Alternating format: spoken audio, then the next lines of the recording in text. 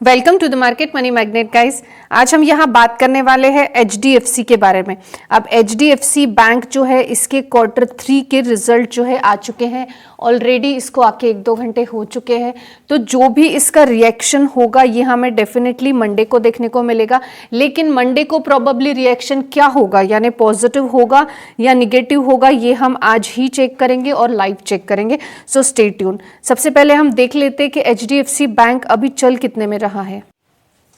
आप यहाँ देख सकते हैं एचडीएफसी बैंक जो है इसका जो क्लोजिंग हुआ था फ्राइडे का, ये पॉजिटिव में हुआ था। लेकिन इससे Q3 के रिजल्ट का कोई लेना देना नहीं है, क्योंकि Q3 का रिजल्ट जो है मार्केट क्लोजिंग के बाद आया है।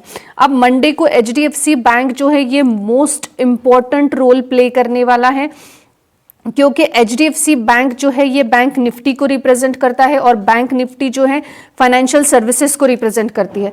तो अगर एचडीएफसी के Q3 का रिजल्ट अच्छा नहीं आया तो डेफिनेटली वो निगेटिव में होगा और बैंक निफ्टी को अच्छा खासा अफेक्ट करेगा। और अगर बैंक निफ्टी निगेटिव में हुआ तो फाइनेंशियल सर्विसेज निगेटिव में होगी, और फाइनेंशियल सर्विसेज निगेटिव में हुई तो निफ्टी 50 हमें निगेटिव में देखने को एक भारी मात्रा में मिल सकती है। तो लेट्स सी, चलिए देख लेते हैं कि एचडीएफसी बैंक के Q3 के रिजल्ट आए कैसे हैं। यहाँ पे हमने जो है एचडीएफसी बैंक का पीडीएफ डाउनलोड कर लिया है बीएससी के वेबसाइट से। हम यहाँ पे स्टैंड अलोन बैलेंस शीट को चेक करने वाले हैं। सबसे पहले आप यहाँ देख सकते हैं स्टैंड अलोन बैलेंस शीट है, नंबर्स इन लैक्स है, sequence 31st 22, December 22, then September 22 and December 21, यानी ये ईयर ऑन ईयर और क्वार्टर ऑन क्वार्टर सीक्वेंस सही देखने को मिल रहा है। सबसे पहले अगर हम टोटल इनकम की बात करें तो आप यहाँ देख सकते 19,71,994।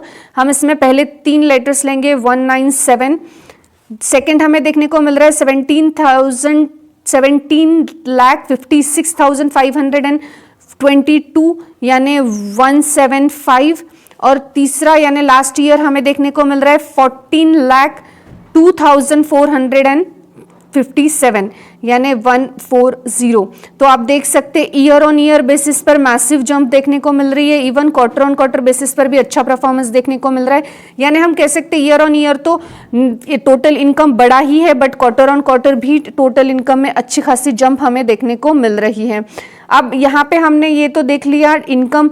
अब अगर हम एक्सपेंसेस देखें, क्योंकि एक्सपेंसेस देखना भी बहुत ज़रूरी है, तो आप यहाँ देख सकते हैं जो एक्सपेंसेस है ये आपको दिख रहे होंगे 32,18,354, 28,78,979, 23,87,565। तो ईयर ऑन ईयर भी एक्सपेंसेस बड़े हैं और क्वार्टर ऑन क्वार्टर भी एक्सपेंसेस बड़े हैं। ये हम पहले ही डिस्कस कर चुके हैं कि अगर प्रॉफिट जनरेट करना है, इनकम जनरेट करना है तो एक्सपेंसेस करना ही पड़ेगा। अब अगर हम नेट प्रॉफिट देखें, जैसे आप ये देख सकते हैं नेट प्रॉफिट, जो प्रॉफिट बिफोर टैक्स है ये भी काफी लोग मेजर करते हैं। अगर हम ये भी देख ले तो आप देख सकते हैं 162, यहाँ पे 162, 141 एंड देन 137। तो ईयर ऑन ईयर बेसिस पर भी हमें अच्छा खासा प्रॉफिट देखने को मिल रहा है और क्वार्टर ऑन क्वार्टर बेसिस पर भी हमें अच्छा प्रॉफिट जनरेट करता हुआ देखने को मिल रहा है। अब अगर हम नेट प्रॉफिट की बात करें, आप यहाँ देख सकते हैं जो नेट प्रॉफिट है, नेट प्रॉफिट की हम बात करें 12,25,949, 10,60,578, 10,34,220। तो हम यहाँ देख सकते हैं जो ईयर ऑन ईयर बेसिस पे ग्रोथ है नेट प्रॉफिट में हमें अच्छी देखने को मिल रही है, और even though quarter on quarter basis पर भी हमें अच्छी ग्रोथ देखने को मिल रही है। ये तो ऑब्वियस है।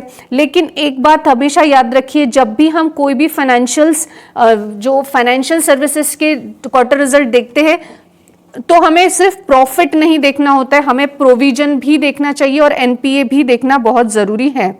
तो आप यहाँ देख सकते हैं प्रोविजन जो है ये प्रोविजन 28,644, 32,4013, 299398।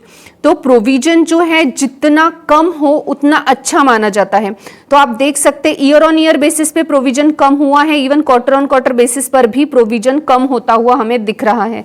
तो तो प्रोविजन कम हो गया, यानी ऐसे नहीं कि हमें एनपीए नहीं देखना है, हमें एनपीए भी देखना है, क्योंकि प्रोविजन यानी वो ऐसा समझ के चलती है बैंक कि अब ये पैसा रिकवर नहीं होने वाला। इसका मतलब ऐसा नहीं होता कि पैसा रिकवर ही नहीं हुआ होगा, लेकिन इस क्वार्टर में अब ये रिकवर नहीं होगा, तो इसका इंपैक्ट जो है प्रोविजन अगर हमें बढ़ता हुआ दिखा तो हमें डायरेक्ट नेट प्रॉफिट कम होता हुआ देखने को मिलता है।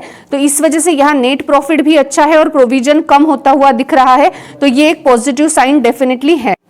अगर हम यहाँ पे अर्निंग पर शेयर देखें, विच इज ओनली फॉर्मेलिटी, क्योंकि ऑलरेडी हम देख चुके हैं कि अर्निंग पर शेयर में भी यानी अगर नेट प्रॉफिट बढ़ा है तो अर्निंग पर शेयर भी बढ़ेगा ही। और आप यहाँ देख सकते हैं 21.99, 19.70, 18.67, यानी ईयर ऑन ईयर भी ईपीएस बढ़ा है और क्वार्टर ऑन क्वार्टर भी ईपीएस बढ़ा है। अब अगर हम एनपीए देखें तो आप यहाँ देख सकते हैं ग्रॉस एनपीए में हमें 187, देन 183 एंड देन 160, यानी ईयर ऑन ईयर भी एनपीए जो है बढ़ा है और क्वार्टर ऑन क्वार्टर भी हमें एनपीए बढ़ता हुआ ही देखने को मिल रहा है।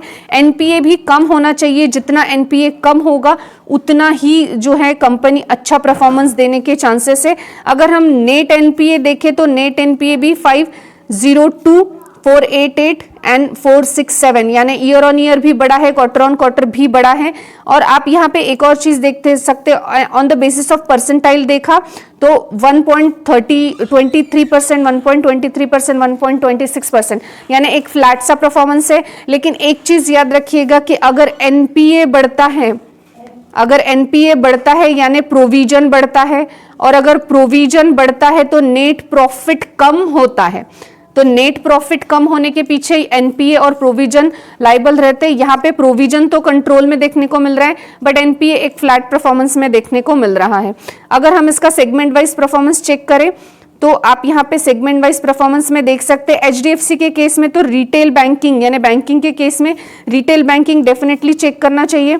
और आप यहाँ पे अगर रिटेल बैंकिंग चेक करें तो आप यहाँ देख सकते हैं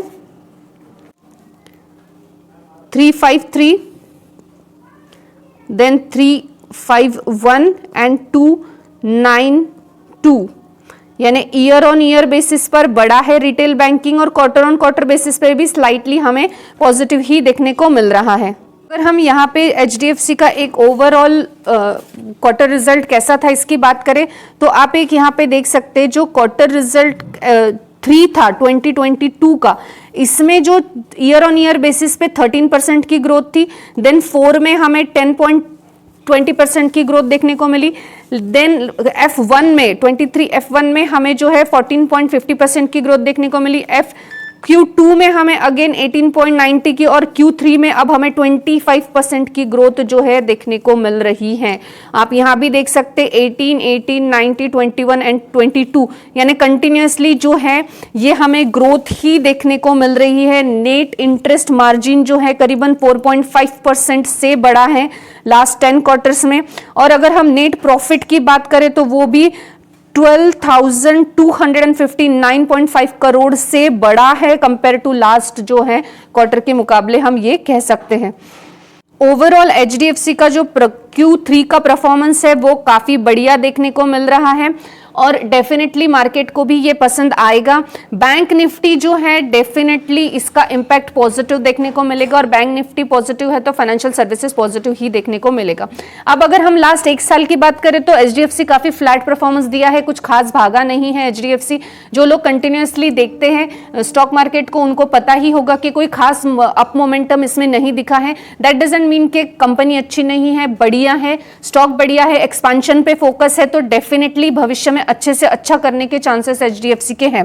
तो चलिए हम देख लेते हैं कि प्रोबेबली एचडीएफसी का परफॉर्मेंस मंडे को निफ्टी में हमें किस तरह का देखने को मिलेगा। हम जो है इसका एडीआर चेक करने वाले हैं कि इसके एडीआर में किस तरह का परफॉर्मेंस है, वैसा हमें मंडे को लाइव देखने को मिलने वाला है। आप यहां देख सकते हैं जो एडीआर है ये पॉजिटिव में चल रहा है। इसका मतलब यही है कि जो क्वार्टर रिजल्ट है ये अच्छा लगा है मार्केट को और हमें मंडे को भी इसमें पॉजिटिव ग्रोथ ही देखने को मिल सकती है। आई होप गाइस आपको इंफॉर्मेशन इंफॉर्मेटिव लगी होगी। Thanks for watching.